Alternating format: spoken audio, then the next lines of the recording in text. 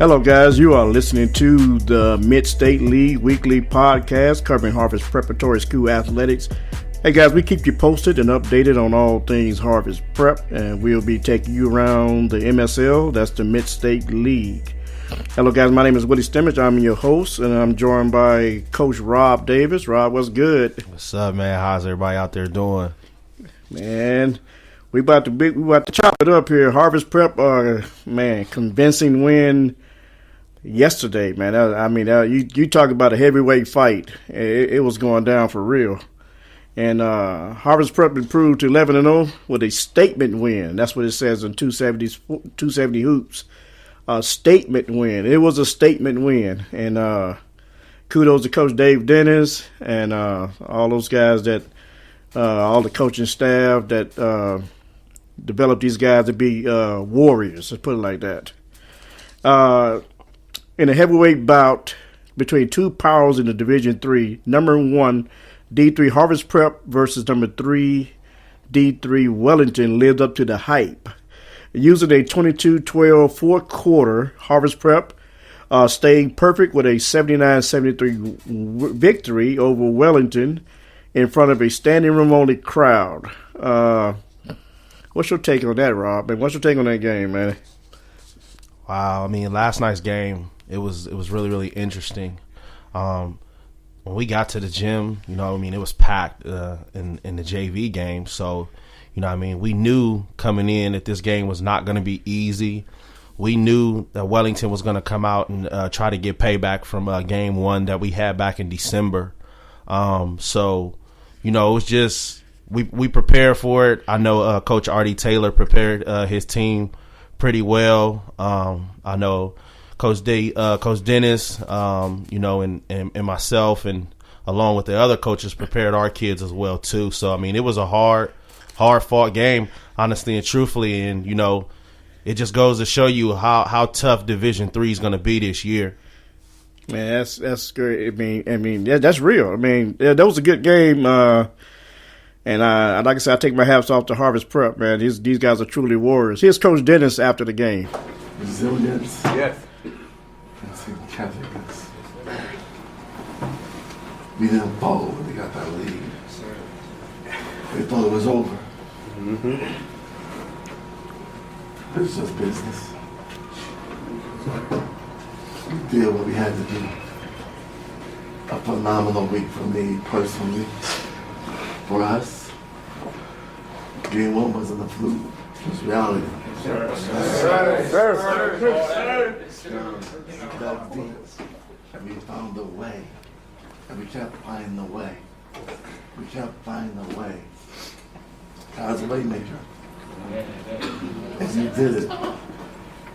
You did it. 4 quarters. We said 4 quarters, and that's what it took. They're good.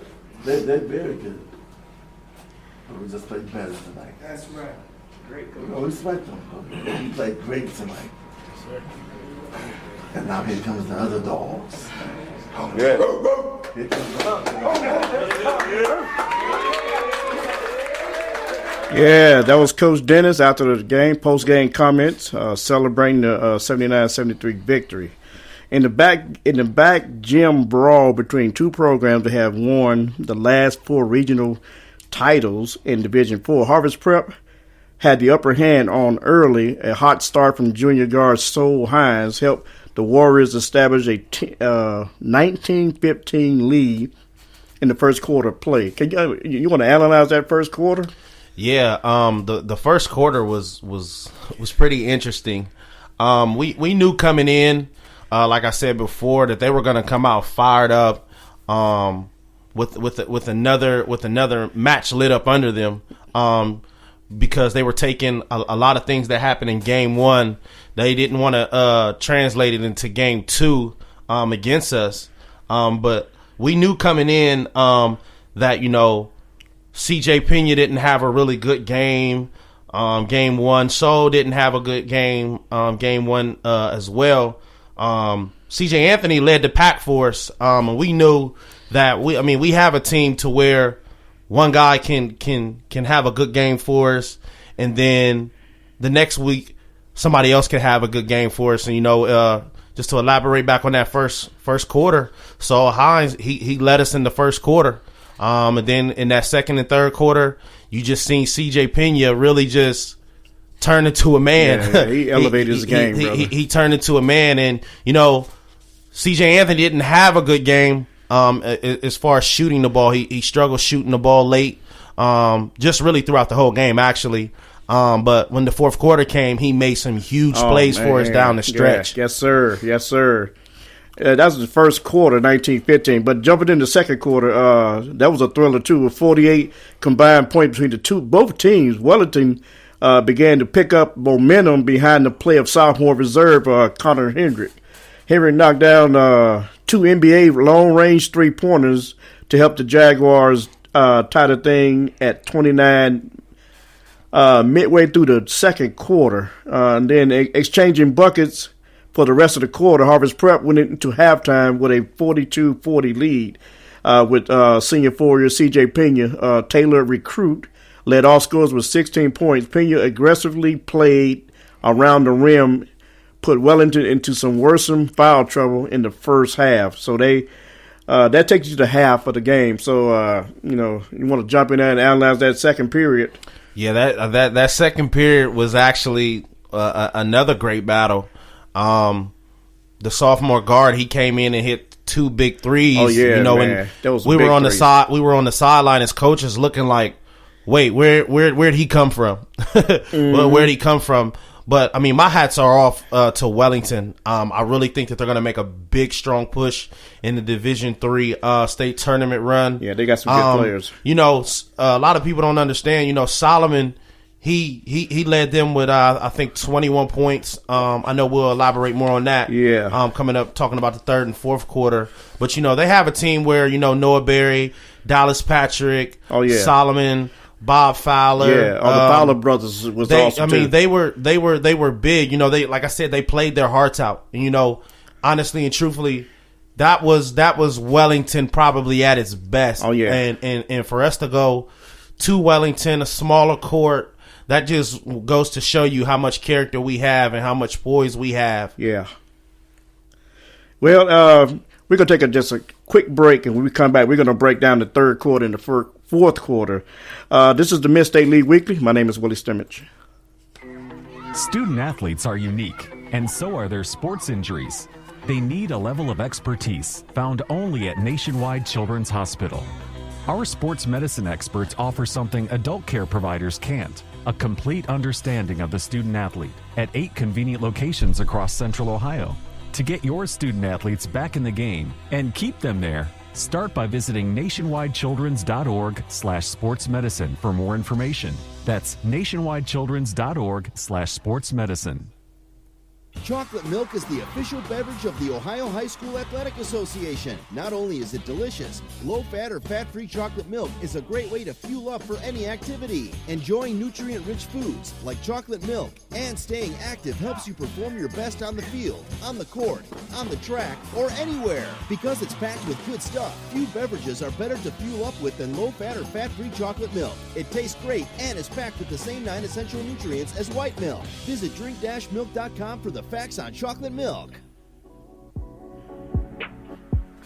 Okay, guys, we're back. This is the Mid-State League Weekly Podcast. My name is Willie Stimmich, your host, and I'm joined by Coach Rob Davis from Harvest Preparatory School.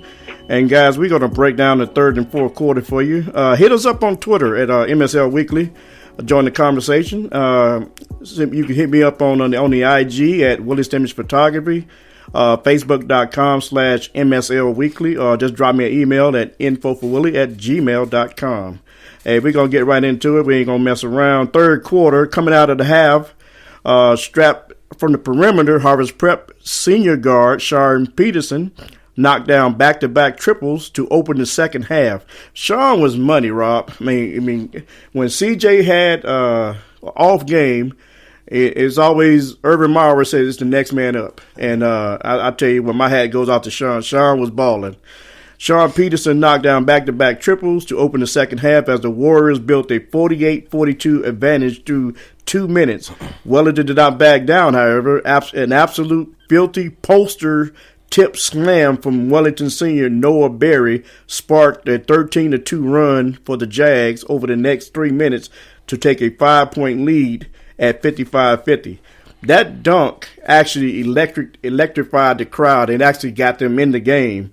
But when we get to the fourth quarter, we're going to really see what happens. So you want to elaborate on that third period? That third period, when we were in the locker room, Coach D, he just told us, like, why do we have our heads down? Why is our heads down and we're winning this game? Yes, right. we might not be playing our perfect game right now, but why do we have our heads down? And, even as coaches, it kind of looked like we were down as well. But, Coach D said, listen, we got 16 more minutes of basketball to play. So, when we came out the locker room as coaches, we said, you know what? Let's go. We got this. 16 minutes of good Harvest Prep basketball, Warrior basketball. We practice for this. That's right. This is what we do as Warriors. So, that third quarter, we knew that they were going to come out and give everything they had. We knew that. But it was just for us. Look, basketball is a game. Yeah. Basketball is a game of runs. Everybody's going to make a run. And, in the third quarter, we kind of figured that they would make a run. And, sure enough, that's what they did. That's what they did. Yep. I mean, it's like they sparked a 13-2 run for the Jags over a 3-minute period. And they took the lead 55-50. But fourth quarter, entertaining end to the fourth quarter, Wellington held off a late charge from Harvest Prep going into the fourth quarter with a 61-57 lead. Noah Berry managed to play the entire third quarter with 3 fouls as the presence of the 6'8" post gave a Wellington a major advantage on the glass and interior. But in the matchup of two senior towers who refused to lose, Noah Berry and C.J. Pena went one-on-one in this battle and came to a heat as Berry took Pena to the basket for a strong bucket and ensured that he gave CJ a stare down, like, this is what I do, which put Wellington up 65-57 with 6 minutes and 50 seconds to go. But however, Noah Berry quickly picked up his fourth foul. Moments later, leaving the senior post in the game, Wellington bit the bullet as they left Noah Berry in the game, and Berry picked up his fifth foul, holding on the 67-63 lead. Wellington will have to weather the storm without Noah and his leading scorer with a perimeter ball handler, which is junior guard Dallas Patrick, who also fouled out with 4 minutes and 10 seconds to go. You want to jump in there and talk about that fourth quarter? Yeah, once they made their run in the fourth quarter. Yeah, once they made their run in the fourth quarter, we called a timeout, and one of our assistant coaches, he just said, "Listen, be aggressive. Noah has 4 fouls. Dallas have 4 fouls. Be aggressive. Don't shy away from the contact." And I think C.J. Anthony had got the steal, and he was on a fast break with Noah 1-on-1, and he went to a crossover. Noah reached, boom, that's when he picked up his 5th foul. Yeah.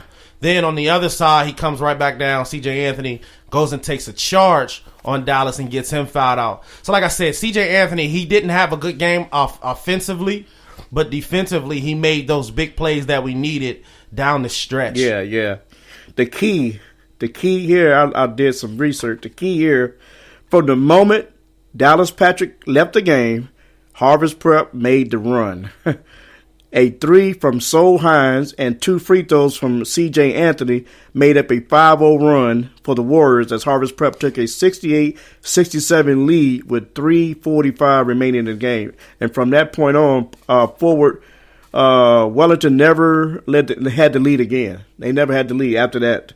After Harvest Prep made that run, tying the contest at 69 with 3:14 to go, Wellington allowed another scoring spree from Hines and Anthony, who combined for a quick 5 points once again to give Harvest Prep a 74-71 lead with 1:20 remaining in the game. And after that, Wellington cut the lead to a single point with 2 free throws as senior Solomon Pierre-Louis C.J. Anthony answered with a second and one. Man, that was real big, man. That was real big down the stretch. Converting on the line for give Harvest Prep a 77-73 lead with 27 ticks left on the clock. On the following Wellington possession, the Jazz could not convert from the field as Harvest Prep escaped with a 79-73 victory. All I can say to that is ball game. Lights out. Good night.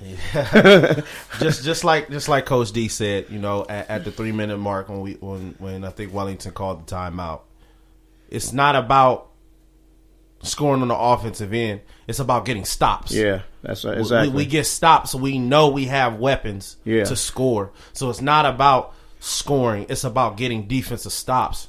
And sure enough, we got those big defensive stops, and they actually turned into and ones from Christopher Anthony Jr., which was really, really huge for us. Like you said before, So Hines, he hit a big one in the corner. Oh yeah. Even Sean Peterson hit one after he had got before he fouled out. So all in all, I want to give my hats off to the Wellington Jaguars. Oh yeah. They played their butts off. But basketball's a game of runs. It was a hard fought game. Yeah. I seen a lot of tweets and things of that nature about that game. Probably was the best people have seen all year long. It was a lot of coaches there. I see some news reporters there. It was people just popping up, man. Like, this is the game of the year. Yeah, I mean, it was big. It was big for us, and it was a statement game. Yeah. Just for Wellington to come in the Mid-State League the first year. We really had our hearts set out on, listen, they can't come in the league and dominate. We can't do that. Yeah. We can't let them do that. Because at the end of the day, the Warriors are the dogs of the MSL. That's right. I mean, it's as simple as that. Yes, sir. You know what I mean? And like I said again, hats off to the Wellington Jaguars. And like I said, Division III state tournament is going to be electrified. Yeah, it's going to be crazy, man. It's going to be electrified. It's going to be crazy. Here's a fact here. While his jump shot was not falling on Saturday, C.J. Anthony, who is he's physical, a sophomore guard that you can find anywhere in the state, made his impact in other ways on the court. He did. Getting to the rim and finishing through contact. His performance was outstanding in the fourth quarter. Some of your scores, C.J. Pena, who led all scores with 23 points. His acrobatic finisher at 6'6". Pena has greatly improved athletically, and his physical play underneath the basket is a key role for beating Wellington. He had a game-high 10 rebounds. So Hines added 18 points, knocking down 5 triples. Sean Peterson, 6'3", had 15 points, and C.J. Anthony finished out with 13 points. If Harvest Prep wasn't already loaded at 11-0, the Warriors will welcome a slew of transfers who could make them much more dangerous. Looking for 6'5" senior Isaiah Cumberland, who comes from Gahanna, to give Harvest Prep another dimension on both ends of the floor that will make this team a major title threat in March. That comes from 270 Hoops. So with that being said, guys, we're going to take another quick break, and we come back, we're going to break down the actual scores from the Mid-State League. This is the Mid-State League Weekly. My name is Willie Stimmage.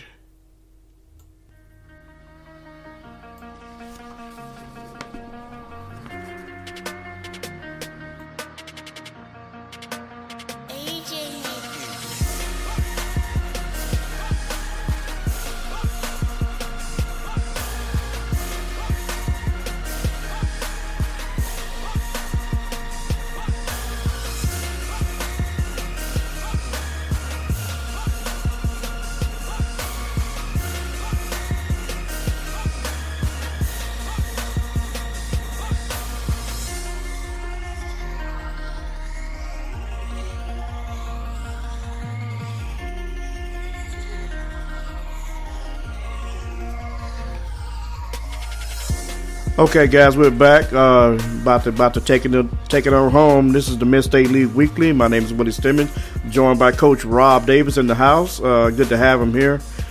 Let me take you some scores through the Mid-State League this past week. Burn Union 69, Fairfield Christian 48. For Burn Union, Chase McCarty had 23, and Caleb Collins had 18 for Fairfield Christian in the losing effort. Grove City Christian 58, Millersport 40. For Grove City Christian, Noah Thomason canned 14 points, and for Millersport, Zane Purvis had 23 points in the losing effort. Bishop Rosecrans 60, Grove City Christian 44. Wellington 79, Fairfield Christian 39. For Wellington, Noah Berry and Dallas Patrick had 16 apiece. For Fairfield Christian, Jaden Akers had 10. Burn Union 52, Millersport 51. For Burn Union, Chase McCarty had 21. And for Millersport, Zane Purvis had 25 in the losing effort. DeSales 78, Bishop Rosecrans 37. For DeSales, Kaylin Durden had 25, and Matt Applegate had 11 for, who did I say that was? Bishop Rosecrans had 8. As of today, here's your boys basketball Mid-State League Cardinal standings. Harvest Prep is 11-0, 6-0 in the conference. Fisher Catholic 8-4, 6-1 in the conference. Wellington is 9-4, 5-2 in the conference. Burn Union is 9-2, 4-2 in the conference. Rosecrans is 3-8, 2-4 in the conference. Fairfield Christian 5-7, 2-5 in the conference. Grove City Christian is 5-9, 2-6 in the conference, and Millersport is round at the bottom at 3-11. At 0-7 in the conference. Harvest Prep remaining games, like I said, Monday, they will be playing Millersport at the Cave, 7:30. If you can get out there and watch a good basketball game, they'll be on the road Tuesday at Chillicothe. And then Thursday, they'll be playing Fisher Catholic at Fisher Catholic. And Friday, they'll be hosting Fairfield Christian on the 26th of January. Tuesday, they have Burn Union. Tuesday on the January the 30th, they'll be at Burn Union. February the 1st, they'll be hosting Bishop Rosecrans at the Cave. Saturday, February the 3rd, we'll be traveling to the Quicken Loans Arena to take on Horizon Science. Friday, February the 9th, we'll be hosting Grove City Christian. Tuesday, February the 13th, we'll be traveling to Millersport for 7:30 start. We'll be hosting Fisher Catholic on February the 16th, and Saturday, February the 17th, Pleasant will be taking on Harvest Prep in the Cave. Boys High School area state polls. You have those? What's the rankings? I mean, as of this dispatch, it says Division 1. I want to talk about Division 1. It's Division 3 Harvest Prep. Number 1, Afrocentric is 2nd. Reedy is 3rd. I don't think these are right. Yeah, Wellington is 4th. Columbus Academy is 5th. And Northmore is 6th in Division 3. Correct. Here's some announcements. 23 area players selected for the North-South All-Star football game. And just want to, this game is going to be played in Massillon, Ohio. And Dan Bangur will be starting. And Isaiah Mullen will be starting in that game. Dan Bangur, who set the state record for career rushing yards, was a finalist for the Mr. Ohio Football Award. And his teammate Isaiah Mullins, a defensive lineman and a Wisconsin recruit, will be among those who will play in the Division 4 and Division 7 game. I had to give you the dates later. I think it's going to be in Massillon, Ohio. That's what I heard. Some of your announcements, February the 3rd, like I said, Harvest Prep they be traveling to Quicken Loans Arena in Cleveland to take on Horizon Science. For more information, you can call the athletic department at Harvest Preparatory School. Fisher Catholic, Zach Schaefer signs a letter of intent to play baseball for the University of Indianapolis. For Wellington, congratulations to Connor Burnett on his recent commitment to continue his academic and athletic career at Skidmore College for tennis. And tonight, that's not tonight. Wellington winners for the Centennial Star Invitational: Taso Callahan diving, David Jacquez 100 yards back, Sarah Anderson 200 yards IM, and the 100-meter fly, and Heath Thomas 500 freestyle. That's all swimming, I guess. Fairfield Christian, there will be a mandatory OSHAA spring sports meeting on February the 12th in the Worship Center beginning at 7 p.m. for all 7 to 12th grade students, athletes, and their parents. And that, my friend, is a wrap. So we want to thank the Ohio High School Athletic Association, thank Harvest Preparatory School Athletic Department, This is the Mid-State League Weekly. Thank Rob Davis. Thank you for my having homie. me. Thank you for having me. My family. Man, this guy go way back, you guys. Whoever listened to me, we go way back. So he's family, man. Thank you guys for tuning in. You got any last comments, Rob? You want to say anything before you leave? Last comments. I would like to just say, good luck if I'm not back on the show. Good luck to all the schools in Division I, Division II, Division III, and Division IV in the state title, in the state tournament run. Good luck. Okay, there you have it. This is the Mid-State League Weekly, guys. That's a wrap. You guys have a great week this week. We'll see you next Sunday back on the set. My name is Willis Timmons, your host. Have a great week.